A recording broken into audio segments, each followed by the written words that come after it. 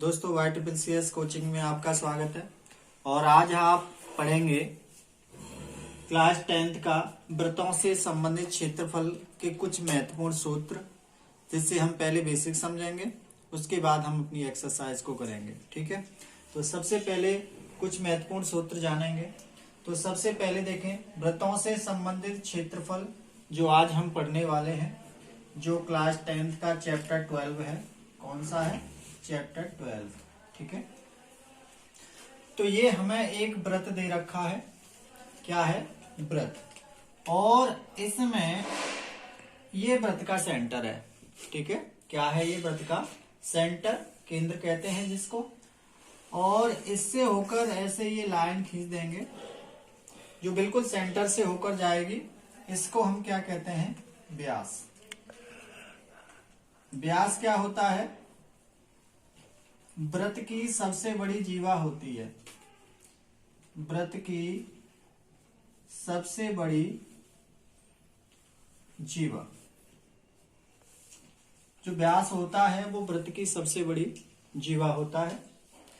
और इसको हम डिनोटेड करने की बात करें तो व्यास को हम डी से प्रदर्शित करते हैं।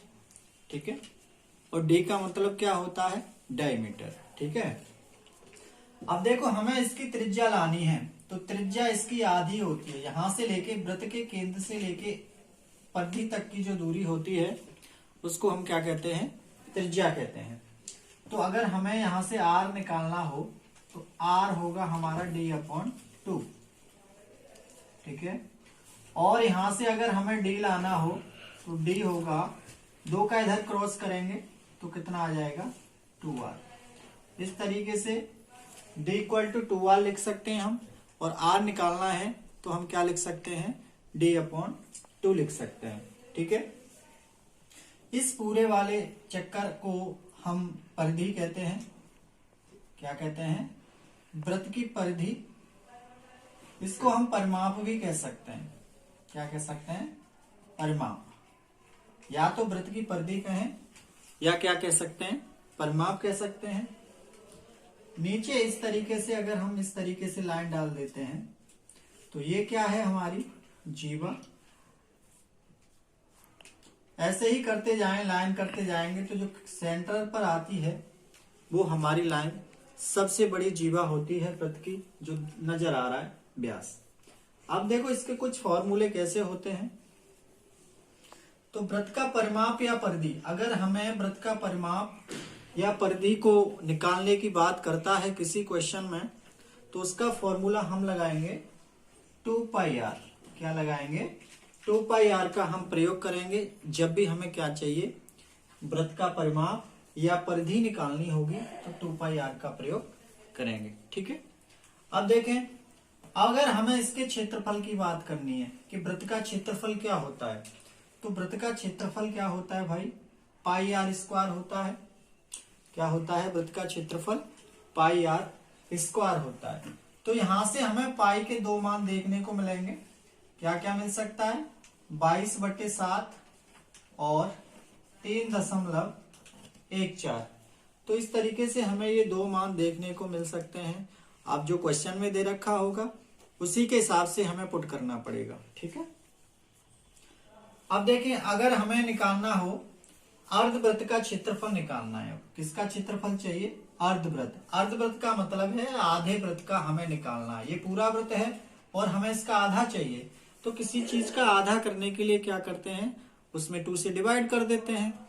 तो कैसे बन गया? देखें अर्धवृत्त का क्षेत्रफल अगर हमें निकालना है तो इसमें 1/2 πr² लिख सकते हैं, या इसके नीचे 2 का हम भाग दे सकते हैं। तो अर्धवृत्त का क्षेत्रफल आ गया πr²/2।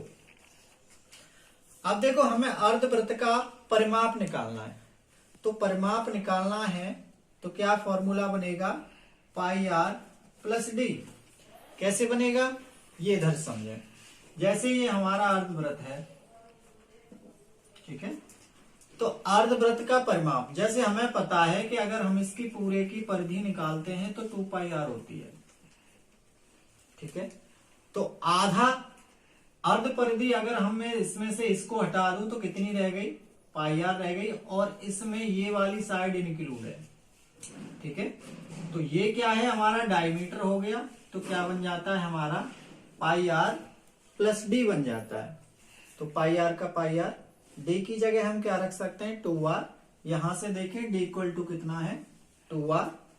अगर हम इसको कैलकुलेशन करेंगे पाई की वैल्यू रखने के बाद, तो हमारा पूरी कंप्लीट परिधि निकल के आ जाती है अर्धवृत्त की परिमाप, अर्धवृत्त का परिमाप 36/7 आर निकल के आ जाता है। अगर वृत्त के चतुर्थांश की बात करें कि वृत्त के चतुर्थांश का जो क्षेत्रफल होता है वो क्या होता है 1/4 पाई आर स्क्वायर। क्यों, चतुर्थांश का मतलब है जैसे ये वृत्त है और इसके 4 पार्ट हम कर दें, तो इसमें से एक पार्ट का, क्योंकि इसमें कितने पार्ट हैं 4, और 4 में से हमें एक लेना है, तो 1/4, तो क्या लगाएंगे 1/4 पाई आर स्क्वायर। ठीक है, अगर हमें चाप की लंबाई लानी है तो क्या फॉर्मूला बनेगा पाई आर थीटा बटे 180। कैसे, देखिए यहाँ चाप की लंबाई, तो ये चाप हमारा यहां से लेके यहां तक का पूरा चाप है, इसका नाम दें ए बी सी। तो ए बी सी हमारा क्या है, यहाँ पे ये चाप बना हुआ है, इसकी अगर हमें लंबाई निकालनी है तो फॉर्मूला बनता है पाई आर थीटा बटे 180। अब हमें यहां से लघु वृत्तखंड का क्षेत्रफल चाहिए। पहले ये समझें कि लघु वृत्तखंड और दीर्घ वृत्तखंड होता क्या है। जैसे ये हमारा एक वृत्त है और वृत्त में मैं ऐसे लाइन कर दूं, तो ये वाला जो पार्ट है इसी को हम कहेंगे लघु वृत्तखंड। क्या कहेंगे, लघु वृत्तखंड। और ऊपर वाला जो बचा है उसको कहेंगे हम दीर्घ वृत्तखंड। ठीक है, इस तरीके से हम इसको कहते हैं। मतलब अगर मैं सेड कर दूं, तो ये जो सेड किया है मैंने, इसके लघु वृत्तखंड कहेंगे, और जो रिमेन पार्ट बचा है, जो बच रहा है, उसको हम क्या कहेंगे दीर्घ वृत्तखंड कहेंगे। ठीक है ना। अब देखें, लघु वृत्तखंड का क्षेत्रफल होता है थीटा बट्टे 360 pi r square minus 1/2 r square sine theta. ठीक है ना।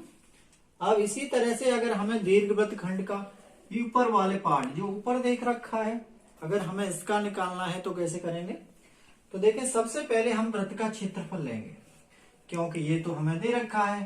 तो अगर हमें ये चाहिए तो पूरे वाले वृत्त के क्षेत्रफल में से और हम इसको घटा देंगे, तो हम बड़ी आसानी से ला सकते हैं दीर्घ वृत्तखंड का क्षेत्रफल। ठीक है, देखिए 9 वाला फॉर्मूला क्या है, लघु त्रिज्यखंड का क्षेत्रफल निकालना है। पहले जैसे ये हमारा वृत्त है और ये सेंटर है, और मैं यहां से लेके ये वाली वैल्यू डाल देता हूं, तो ये वाला जैसे मैं ये सेंटर डाल लू ओ ए बी सी, तो ओ ए बी सी ये पूरा वाला पार्ट है, यहां से लेके यहां तक का ये पूरा वाला पार्ट, इसको कहते हैं हम लघु त्रिज्यखंड। ठीक है, क्या कहेंगे लघु त्रिज्यखंड। अगर हमें इसका क्षेत्रफल निकालना है तो फॉर्मूला होता है थीटा अपॉन 360, क्योंकि ये वाला एंगल कितना है थीटा, और टोटल वैल्यू है हमारी 360, और पूरा क्या है ये वृत्त, तो वृत्त का क्षेत्रफल पाई आर स्क्वायर। तो इस तरीके से हमारा जो फॉर्मूला क्या बन जाता है theta upon 360 pi r square. अब अगर हमें दीर्घ वाला मतलब इस बड़े वाले पार्ट का चाहिए, मतलब दीर्घ त्रिज्यखंड का क्षेत्रफल चाहिए, तो क्या करें, देखो थीटा तो ऑलरेडी दे रखा है, हमें निकाल लिया, और ये बड़ा चाहिए, तो हम क्या करेंगे 360, पूरा 360 का है, 360 में से अगर हम जो गिवन नंबर है वो थीटा, उसको हम कम कर दें, तो देखिए 360 माइनस थीटा अपॉन 360, और वृत्त वाला जो क्षेत्रफल होता है उसका मल्टीप्लाई हो जाता है, तो क्या हो गया पाई आर स्क्वायर।